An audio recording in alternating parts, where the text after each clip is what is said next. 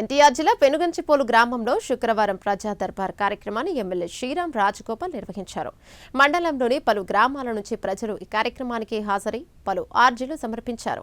వీటిని ఆయా శాఖల అధికారులకి తెలియజేసి సమస్య పరిష్కారానికి కృషి చేస్తామని ఎమ్మెల్యే శ్రీరామ్ రాజగోపాల్ తెలిపారు.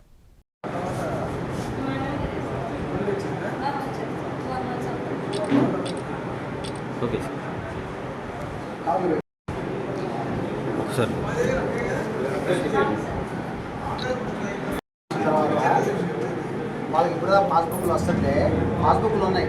ఇప్పుడు అప్లైడ్ బయటికి వెళ్ళిపోయింది. ఆయన ప్రాబ్లం అయితే అప్లైడ్ కనపడకపోవడం ఇద్దరు అవ్వాలి. ఎందుకు అప్లైడ్ నుంచి పొలాలు వెళ్ళిపోతుంది?